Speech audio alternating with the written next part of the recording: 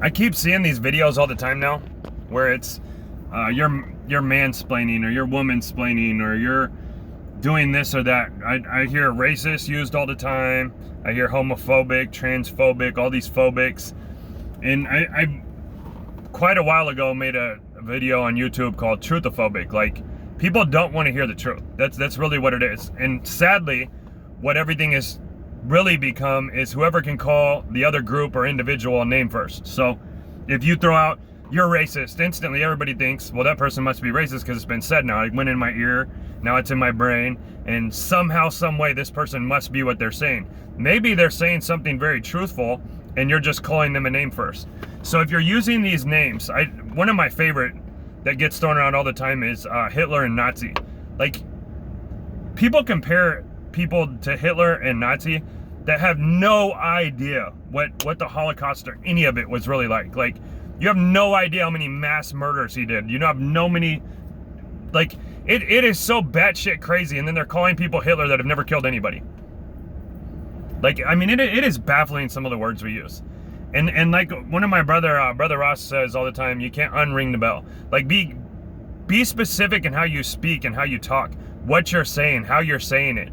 Like, but this society has become so feelings oriented, and the second you offend me or hurt my feelings, we're never worried about offending God, but anything can offend me. And if I'm offended first, then I'm the more righter one. But I mean, how does it work? It doesn't make any sense to me.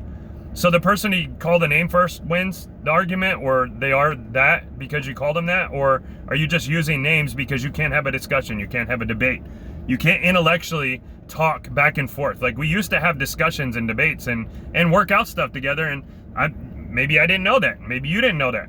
Now it's just, you're this racist piece of shit, homophobic, transphobic, everything phobic, mansplaining, womansplaining. Like, everything is an attack on my individuality, and people gotta, like, get a little bit tougher skin. Like, we live in a generation that is beyond any other generation that's ever lived. Like, all of our kids are spoiled. Like, I hear this white privilege BS, I hear parent privilege, I hear, like, you're more hardcore if you only have one parent. No, that's not how that is. Now, if your life brought you to wherever because you grew up with one parent, or you didn't have parents, or you grew up in a system, great if that made you a better person. But if it's just making you a harder person to life and people, that's not a good thing. It's not a good thing at all.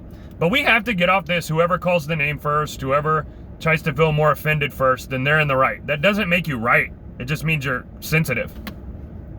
You're way feelings oriented and just super sensitive. And that's not making you a good person. It's not helping society. Super sensitive people aren't helping anything.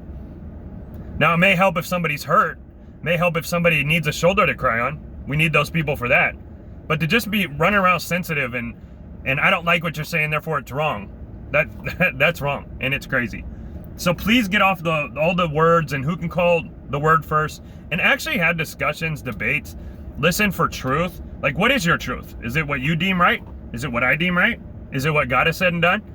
Maybe all the things we think and feel aren't actual truth, and what God has said and done is, and we just don't want to hear it. And who does?